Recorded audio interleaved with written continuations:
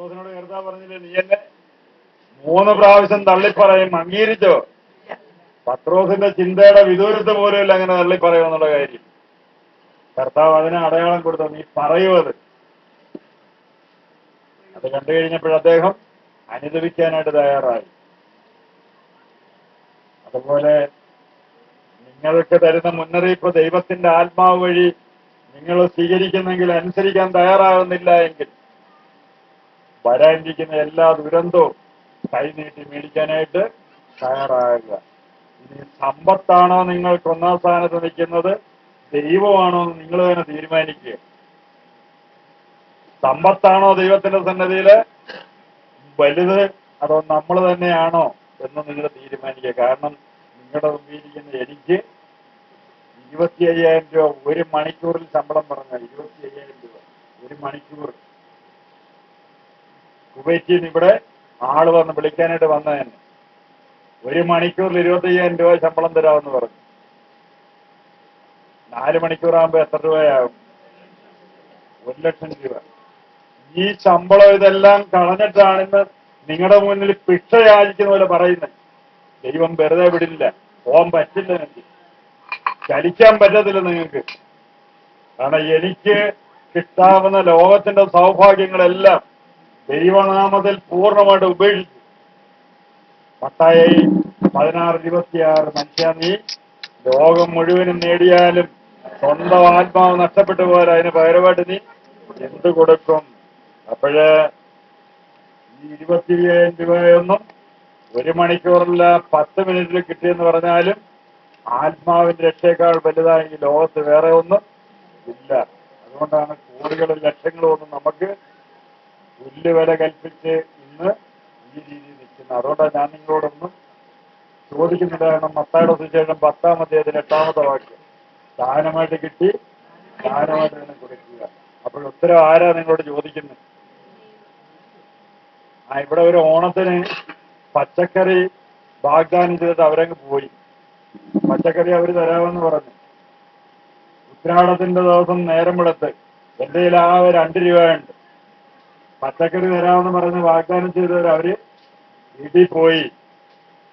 രാത്രി 2 മണിയായപ്പം മുതല് ഒരു വെള്ള സാരി കൊടുത്ത ഒരു സ്ത്രീ ആദ്യം ഭർത്താവിന്റെ ഇരിക്കെ ചെന്നു മരിയസനെ കാശോട് കൊടുക്കാൻ പറഞ്ഞു. അയാൾ വിചാരിച്ച് സ്വപ്നം കാണുകയാണെന്ന്.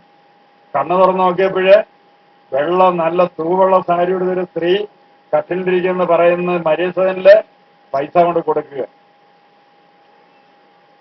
അപ്പൊ ഭർത്താവ് ഇത് 2-3 പ്രാവശ്യം പറഞ്ഞു കഴിഞ്ഞപ്പോൾ ഇയാളുടെ ഉറക്കമെല്ലാം പോയി. ഇയാൾ ചാടി എണ്ണിച്ചോടും.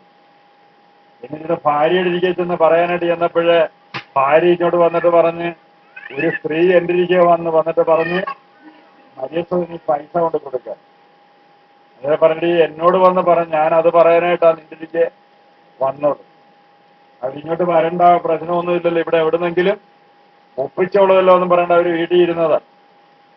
അവസാനം പോയി കടം മേടിച്ച് അയലത്തെ വീട്ടിൽ നിന്ന് 1000 രൂപ കടം മേടിച്ചുകൊണ്ട് വന്ന് എവിടെ വന്നേച്ച് ഈ വാതൊക്കെ വന്നപ്പോഴാണ് ഇങ്ങനെ വിറയ്ക്കുക നിന്നുണ്ട്. അദ്ദേഹം നിന്നുകൊണ്ട് ഭയങ്കരമായിട്ട് വിറയ്ക്കുക. എന്നിട്ട് പറഞ്ഞ്, ആ സ്ത്രീ എന്റെ ഇരിക്കെ വന്നപ്പോ തുടങ്ങിയ വിറയിലാണ്, ശരീരമെല്ലാം ഇങ്ങനെ ഇരിയിലാന്ന് കിടന്ന് വിറയ്ക്കുക. ഞാൻ പറഞ്ഞു, നിങ്ങള് ഇവിടെ വാഗ്ദാനം ചെയ്ത ദൈവത്തോടെ ഞാനൊന്നും ആരോടും ചോദിക്കുന്നില്ല, ആരോടും ചോദിക്കില്ല. കാരണം എന്ന് പറഞ്ഞാൽ നിങ്ങള് കൊടുക്കുന്ന ആർക്കാ? ദൈവത്തിനാ കൊടുക്കുന്നേ. ഓരോ സഹോദരൻ പറയുന്ന പോലെ ഞങ്ങൾ ജീവിതം നയിക്കുന്നതെന്ന് പറയുന്നത് ജോലി ചെയ്താണ് ഉപജീവന മാർഗത്തിന് വേണ്ടിയുള്ള പൈസ ശേഖരിക്കുന്നത്.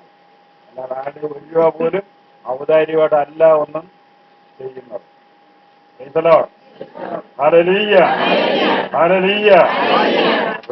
നമ്മളൊന്ന് ആലോചിച്ച് നോക്കുക. ദൈവമേ, ഇത്രയൊക്കെ സാമ്പത്തിക വരുമാനമൊക്കെ ഉണ്ടായിട്ട് അതെല്ലാം വിട്ടുപോയിട്ട് ദൈവസന്നിധിയിൽ നിലനിൽക്കണമെങ്കിൽ ദൈവത്തെ എങ്ങനെ അറിഞ്ഞിട്ടായിരിക്കും?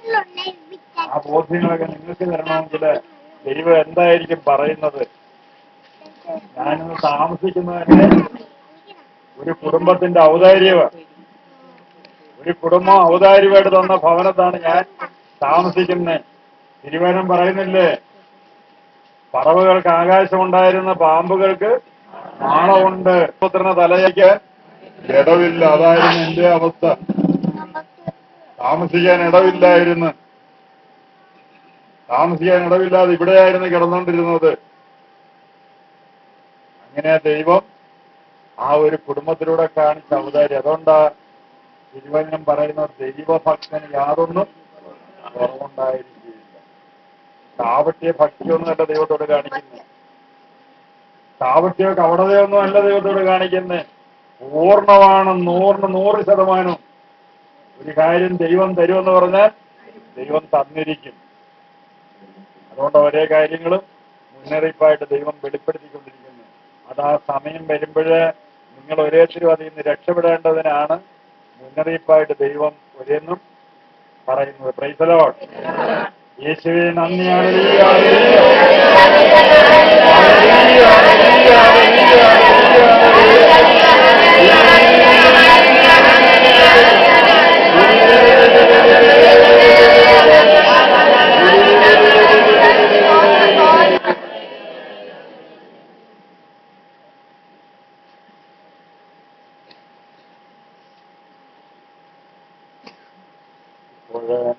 പല വിചാര ചിന്തയോടുകൂടി ഇരിക്കുന്ന വ്യക്തികൾ നിങ്ങളുടെ ശരീരവും മനസ്സും ഇവിടെ തന്നെ ആയിരിക്കാനായിട്ട് ശ്രമിക്കുക.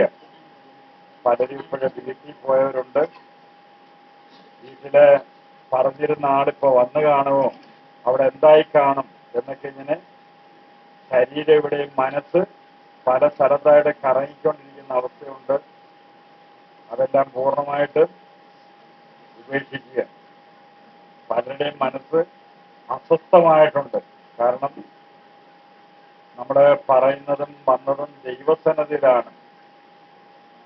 ദൈവത്തിനൊന്നും മറയല്ല. ലൂക്ക 8:17 മറഞ്ഞിരിക്കുന്ന ഒന്നും വെളിച്ചത്ത് വരാതിരിക്കില്ല. എന്തെല്ലാം മറച്ചു വെച്ചാലും അതെല്ലാം വെളിച്ചത്ത് വരുവത്. അപ്പോഴേ ഇന്ന് കർത്താവ് തരുന്ന ആദ്യ സന്ദേശം ഇത് തന്നെയാണ്. ഈ പൂജനത്തെ സമർപ്പിച്ച് പ്രാർത്ഥിക്കാൻ. പൂജനത്തെ സമർപ്പിച്ച് പ്രാർത്ഥിക്കുക.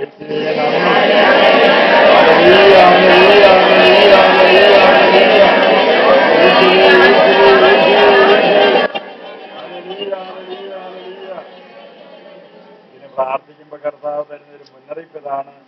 ഗുജറാത്തിലെ ഭൂജനത്തിന് 7 ദിവസം ഇടിഞ്ഞു വീണ കെട്ടിടത്തിന്റെ അടിയിൽ കിടന്നിരുന്ന കുഞ്ഞ് 7ാമത്തെ ദിവസം ജീവനത്തെ തിരിച്ചു കിട്ടുകയാണ്. ദൈവത്തിന്റെ സംരക്ഷണമുള്ളവര് എവിടെയായിരുന്നാലും അവിടുന്ന് സംരക്ഷിക്കും.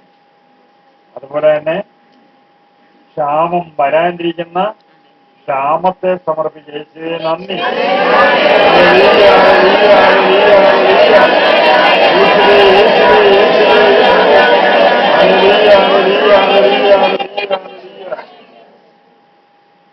അതുപോലെ തന്നെ യുദ്ധസന്നാഹങ്ങള് നിരന്തരം ദർശനത്തിലൂടെ വെളിപ്പെടുത്തുന്നതുകൊണ്ടാണ് ഏത് നിമിഷവും യുദ്ധം ഉണ്ടാകാനുള്ള സാധ്യത ഉണ്ട് എന്ന് പറയുന്നത്. മാതാവിന്റെ സന്ദേശത്തിൽ പറയുന്നത് എല്ലായിടവും സമാധാനം എന്ന് പറഞ്ഞിരിക്കുമ്പോഴാണ് പ്രശ്നങ്ങൾ ഉണ്ടാകുക. യുദ്ധത്തെ സമർപ്പിക്കുക. നന്ദി.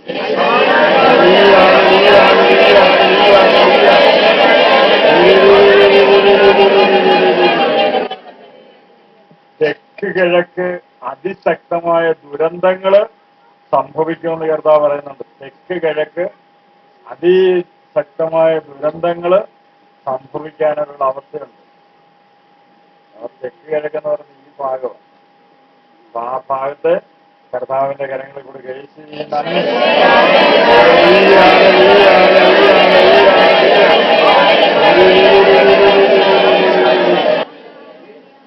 ഏതാണ്ട് ഇവിടുന്ന് 4-5 കിലോമീറ്റർ വടക്കായിട്ട് കടലിനകത്ത് വടക്കോട്ട് അതീവ ശക്തമായിട്ട് ഇരുള് വ്യാപിച്ചുകൊണ്ടിരിക്കുകയാണ്.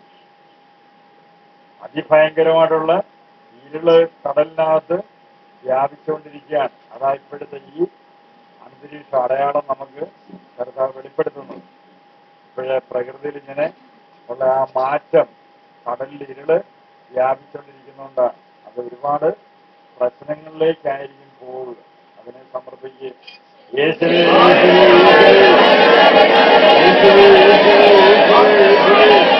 ഹല്ലേലൂയ ഹല്ലേലൂയ ആർക്കും പെട്ടെന്ന് പിടികിട്ടാത്ത പകർച്ചവ്യാധി ശക്തി പ്രാപിക്കുന്നുണ്ട്. മരണമാണ് അതിന്റെ അടയാളം.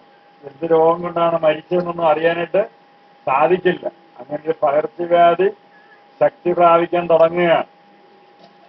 മരിച്ചു കഴിയുമ്പോഴേ അറിയത്തുള്ളൂ ഇങ്ങനെ പകർച്ചവ്യാധിയാണ് ഇതിന് കാരണമെന്ന്.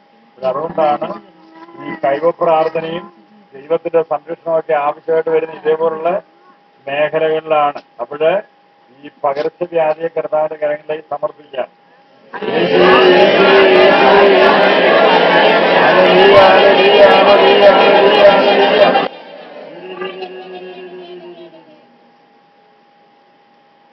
ഇപ്പോഴ് പ്രഷറ്, കൊളസ്ട്രോള്, ഷുഗർ ഇങ്ങനെ രോഗമുള്ളവർക്ക് ഈ 3 രോഗത്തിൽ നിന്ന് കർത്താവ് പരിപൂർണ വിടുതലെന്ന് കർത്താവ് അനുഗ്രഹിക്കുന്നുണ്ട്.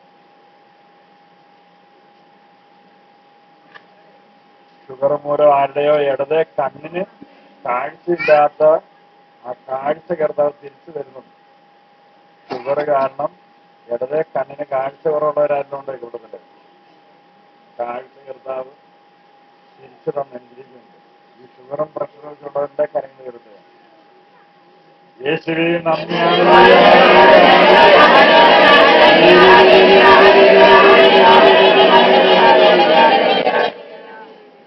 ശരീരത്തിന്റെ അങ്ങിങ്ങായിട്ട് കുത്തിവലിക്കുന്നവരുടെ വേദന, മാംസപേശികൾക്ക് ഭയങ്കരമായിട്ടുള്ള തുടിപ്പ് അനുഭവപ്പെടുക, ഇങ്ങനെയുള്ള അനുഭവം ഉണ്ടാകുന്നവരുടെ കരങ്ങൾ കരുതുക.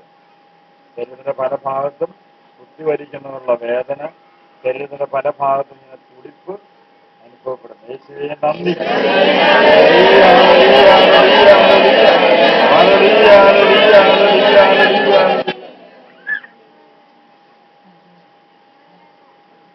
ശക്തമായിട്ടുണ്ടാകുന്ന നെഞ്ചിടിപ്പ് കർത്താവ് എടുത്ത് മാറ്റി സൗഖ്യം തന്നെ അനുഗ്രഹിക്കുന്നുണ്ട്. നെഞ്ചിടിപ്പുണ്ടാകുന്ന വ്യക്തികൾ കരങ്ങളേറുന്നത് ഏതെങ്കിലും കാര്യങ്ങൾ കേൾക്കുമ്പോഴോ എന്തെങ്കിലും കാര്യങ്ങൾ അറിയുമ്പോഴോ ഒക്കെ ഭയങ്കര നെഞ്ചിടിപ്പാണ്. ഇപ്പോഴിവിടെ ഇരുന്നപ്പോഴും നെഞ്ചിടിപ്പുണ്ടാകുന്നവരുണ്ടെന്ന് കർത്താവ് പറയും. യേശുവേ നന്ദിയാണ്.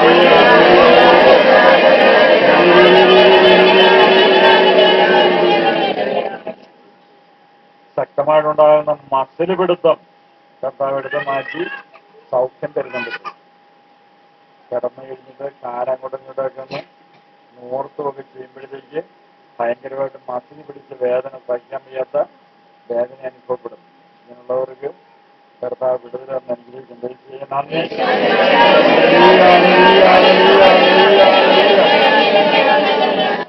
ശരീരത്തിന്റെ അങ്ങിങ്ങായിട്ട് ചൊറിഞ്ഞു തടിക്കുന്ന രോഗം, ചൊറിഞ്ഞു കഴിഞ്ഞാൽ അവിടെ തിണർത്ത് വരും. അങ്ങനെയുള്ളവരെ കർത്താവ് സൗഖ്യം തന്നെ അനുഗ്രഹിക്കുന്നുണ്ട്. ശരീരം ചൊറിഞ്ഞു തടിക്കുന്നവര് കർത്താവ് സൗഖ്യപ്പെടുന്നുണ്ട്.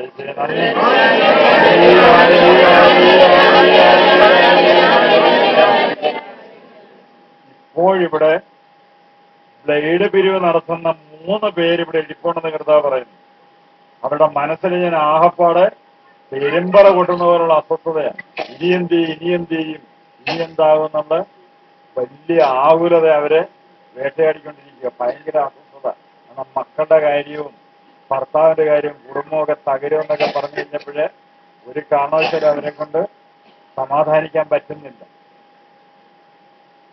അങ്ങനെ ഈ ബ്ലേഡിന്റെ പിരിവ് നടത്തുന്ന വ്യക്തികള് 3 പേര് ഇപ്പോൾ ഇവിടെ ഉണ്ടെന്ന് പറയുന്ന കർത്താവ് വെളിപ്പെടുത്തിയ 3 പേരാണെന്ന് 3 അങ്ങനെയുള്ളവര് ഇന്ന് അപ്പച്ചായിയെ വ്യക്തിപരമായിട്ട് കണ്ടിട്ട് പോകണം. എന്നെ ഇന്ന് ആരും കാണാനോ പ്രാർത്ഥന ആവശ്യപ്പെടാനോ ഒന്നും ആരും തയ്യാറാകരുത്. ആരും കാണാനോ സംസാരിക്കാനോ ഒന്നും വരരുത്. കണ്ണിനകത്തുണ്ടാകുന്ന മൂടാപ്പ് ഇരുട്ടും കർത്താവ് ഇപ്പോഴേ അത് മാറ്റി കൊടുക്കുന്നുണ്ട്. വലത്തെ കണ്ണിൽ കൂടെ വെള്ളം ഒഴുകുന്ന അവസ്ഥ ഉണ്ടാകുന്നുണ്ട്. യേശുവേ നന്ദി.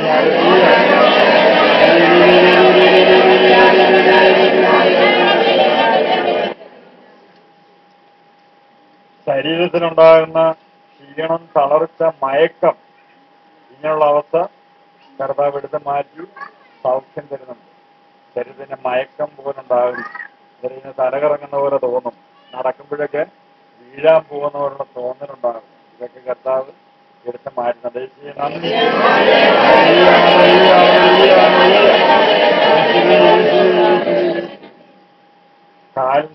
വ്യക്തിക്കുണ്ടാകുന്ന പിടുത്തവും വേദനയും കർത്താവ് പരിപൂർണമായിട്ടും സൗഖ്യം തന്ന് അനുഗ്രഹിക്കുന്നുണ്ട്. തീരുമാനമെടുത്തിരിക്കുന്ന 2 വിവാഹം നടത്തരുതെന്ന് കർത്താവ് മുന്നറിയിപ്പ് തരുന്നുണ്ട്. ഇപ്പോഴും തീരുമാനമെടുത്തിരിക്കുന്ന 2 വിവാഹം നടത്തരുത് എന്ന് കർത്താവ് മുന്നറിയിപ്പ് തരുന്നുണ്ട്. കാരണം ഈ വിവാഹത്തിന്റെ കാര്യങ്ങളെന്ന് പറയുമ്പോൾ നമ്മളത് എല്ലാം അന്വേഷിച്ച് തീരുമാനമെടുത്ത് വേണം അതെല്ലാം ചെയ്യേണ്ടത്. അല്ലെങ്കിൽ അത് ഏതെങ്കിലും ദുരന്തങ്ങളിലേക്കായിരിക്കും. കാരണം വിവാഹത്തിലൂടെ നമ്മളെ ചൂഷണം ചെയ്യാനായിട്ടുള്ള തീരുമാനങ്ങൾ നമുക്കറിയാൻ പറ്റില്ല. വിവാഹത്തിലൂടെയൊക്കെ ഏതെങ്കിലും ചൂഷണത്തിലേക്കായിരിക്കും നമ്മളെ ഈ വിവാഹ തീരുമാനം എടുത്തിട്ടുള്ളവർ